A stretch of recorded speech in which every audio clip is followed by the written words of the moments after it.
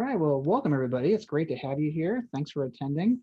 We're going to not do a whole lot of way of introductions because we have our bios and everything within SCED already, but we appreciate you coming here to listen about a project that we began in spring and we're kind of still in the middle of when it comes to moving our entire curriculum campus-wide from paid course text material to free material for our students. So just by way of introduction, my name is Eric Worth. I'm the Professional Development Manager here at the University of Pikeville.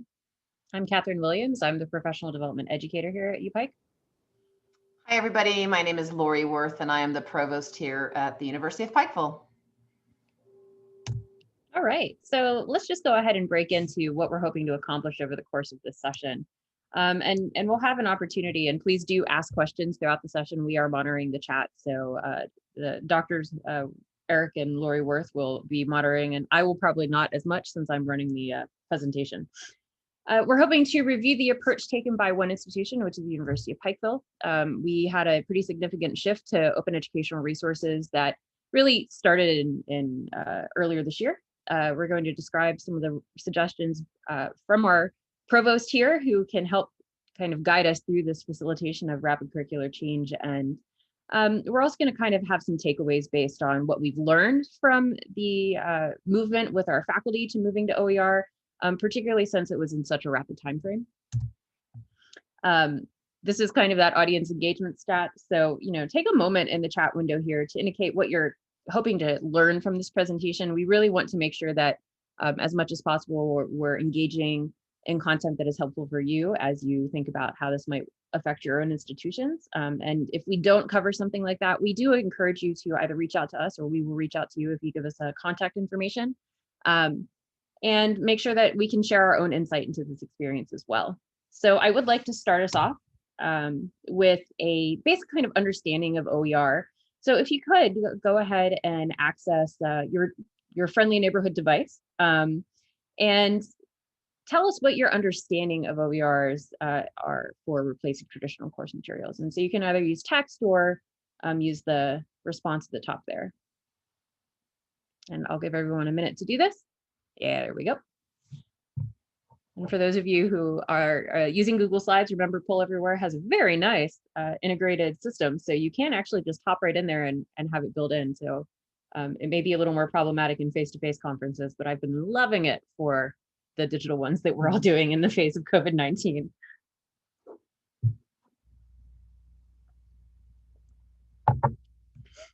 So maybe another 20 seconds to get everyone started. Yeah. And we'll see this shift a little bit.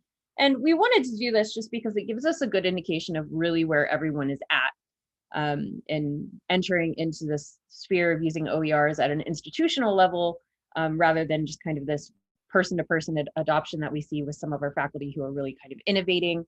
And we know that, OERs are certainly not new in the sense that they've been around a long time, but we're starting to see much more institutional and even state level move to this. All right, so it seems like we have a good mix of people today, and that's very exciting. If you have any questions about any terminology that we use, please go ahead and use that in the chat. We'll try to clarify as much as possible. And on that note, let's go ahead and get some environmental background. So obviously the overlying environmental background that we're seeing is the one we're all experiencing right now and why we're at a digital conference. It is COVID-19. And so we were already aware prior to COVID-19 that there was a significant issue with textbook cost on both the national level, but more in particular where our own institution is situated. So we're a 4 years liberal arts institution. We're located in a rural part of Eastern Kentucky. We have around 1,000 undergraduate students, and we're an open enrollment institution. So we're already bringing in students of opportunity. We're trying to give students this opportunity to pursue higher education. We're a predominantly white institution. We have a high population of first-generation students, and we also have a high population of students of families who are poor or near poor. So already there's an equity issue at play here, and we wanted to be aware of the kind of underlying effects of textbook cost on our student population. We did some surveys in spring of 2020 to kind of get an idea of what our students are paying. And much like the national average of about $1,000 per year, our students are paying close to that. Again, if for our students who are in health or sciences, that's usually a higher cost. Same with some of our business courses as well. And then we're also in this moment where we're seeing, because of COVID-19, an expectation that there's going to be a significant drop in enrollment of our student population. So we want to make sure that we're being responsive to the needs of our students. And we also, again, recognize this as a significant equity issue, not only for our poor or near poor families, not only for our first generation students, but also for the BIPOC students who are entering into our institution, also for our students who are maybe experiencing any kind of financial issues, either sudden or systemic. So we're just wanting to make sure that we're being responsive to these needs.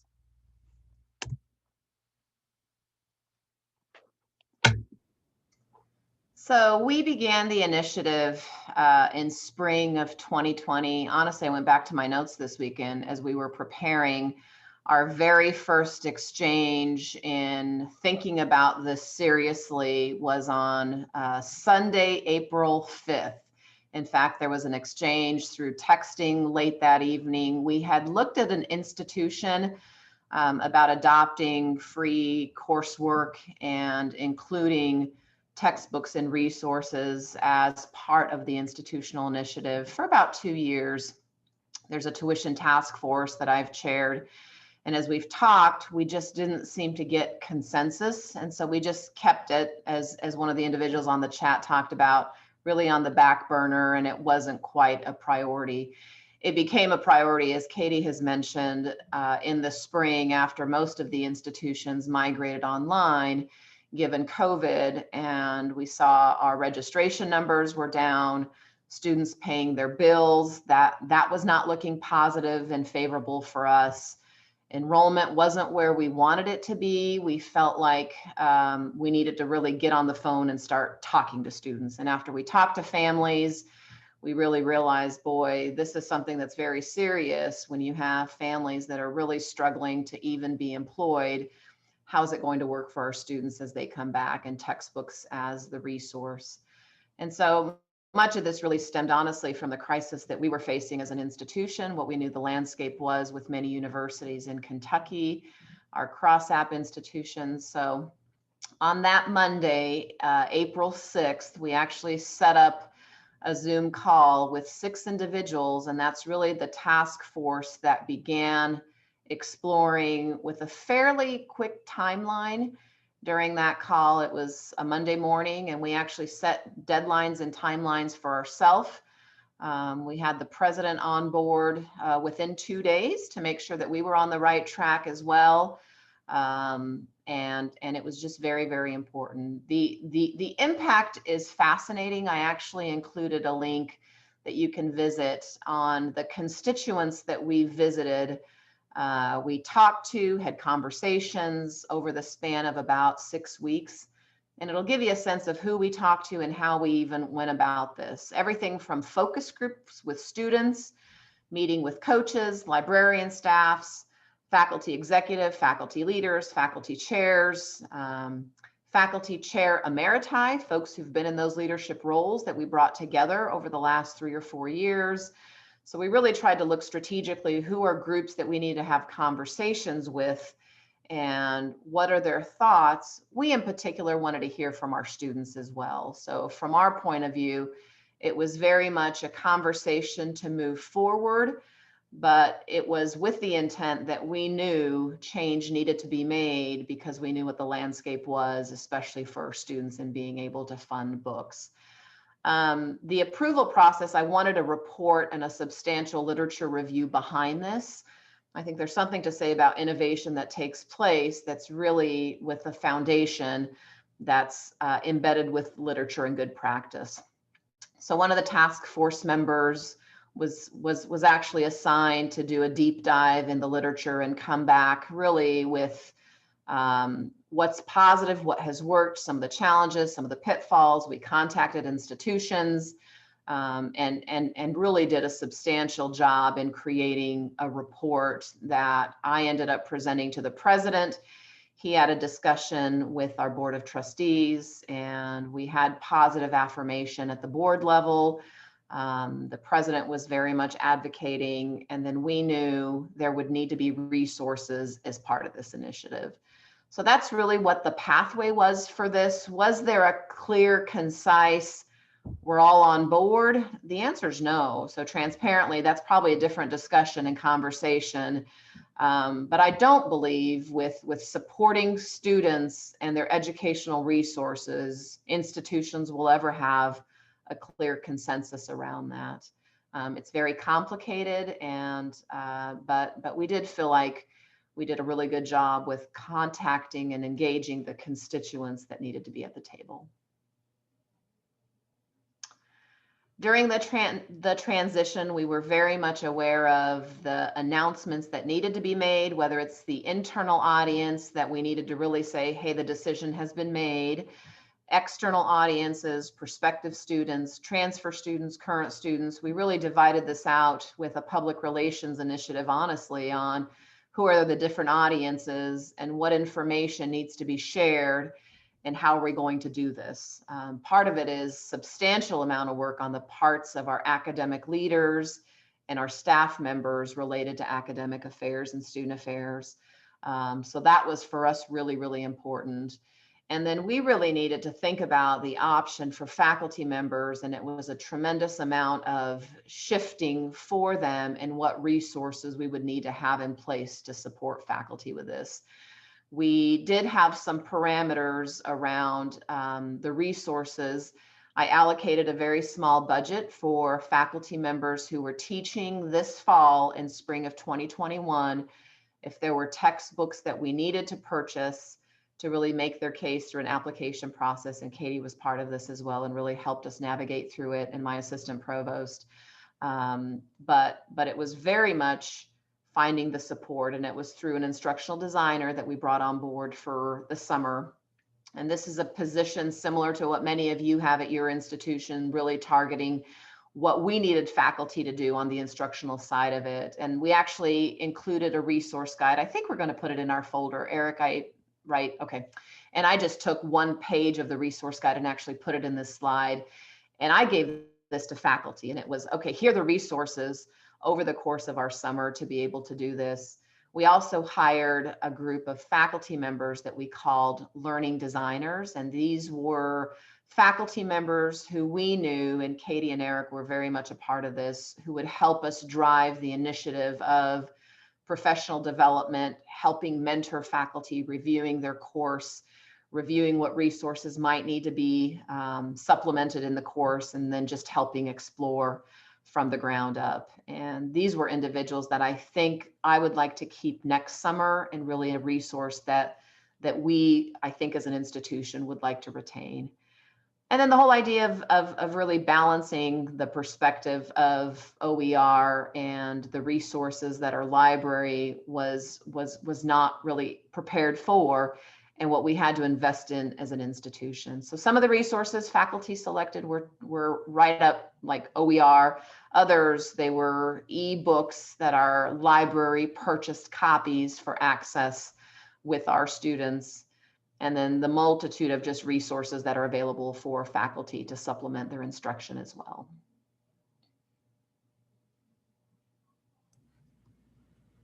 So when we got ready to start the project here in fall, we did a lot of different surveys. We wanted to gather data from our students. A lot of it was based on existing things that we saw in the literature, but we wanted the data from our students, and we also recognized that in some ways, a lot of the information that was out there was not on small liberal arts schools like we were, bigger state institutions, community colleges.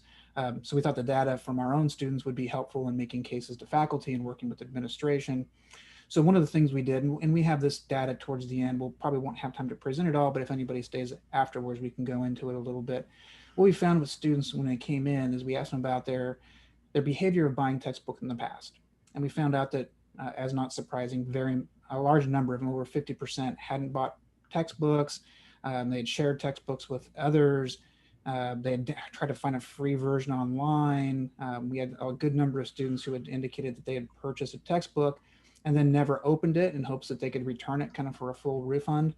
So we found that there was a lot of avoidance on the part of the students. So the idea that our students somehow were engaging with the material before just wasn't bared out by the evidence that we had. Some of them were, but there's a large majority of students who were finding ways around paying for textbooks anyway.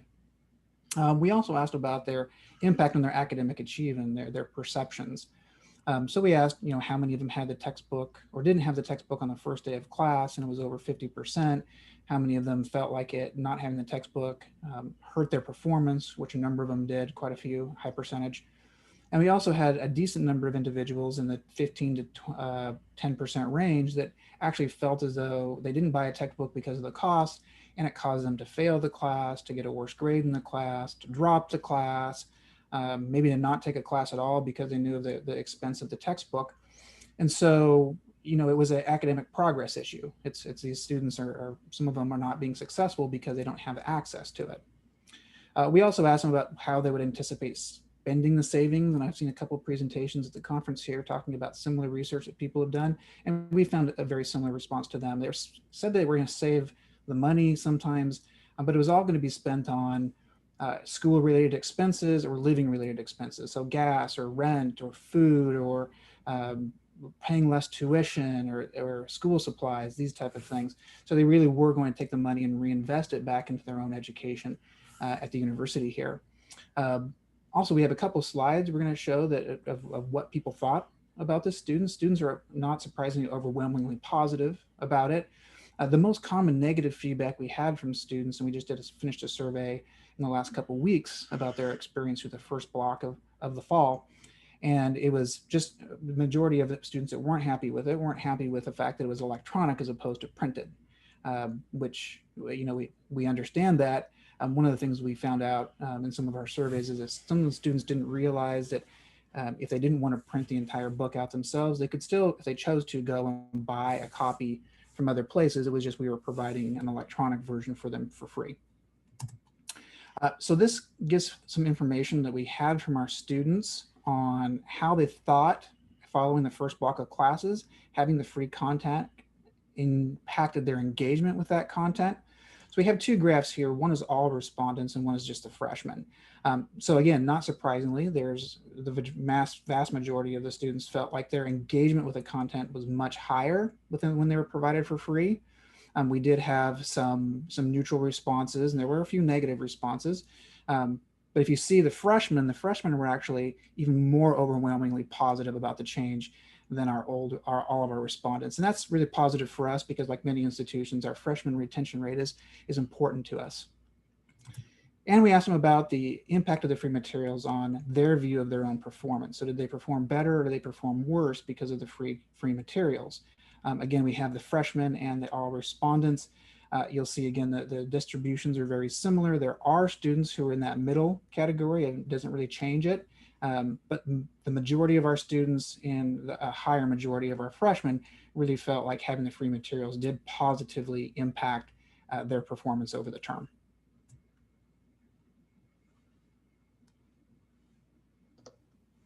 All right, so insight from faculty. I'm sure many of you are interested in this. And in fact, we just finished and are continuing a series of town halls. Probably for the last 3 weeks, I've met with faculty and the president has as well, 5 to 10 people in one Zoom room and just meeting and really listening and learning about really some of the innovative practices happening in the classroom, some of what's very exciting with having no cost resources, some of what our students are saying.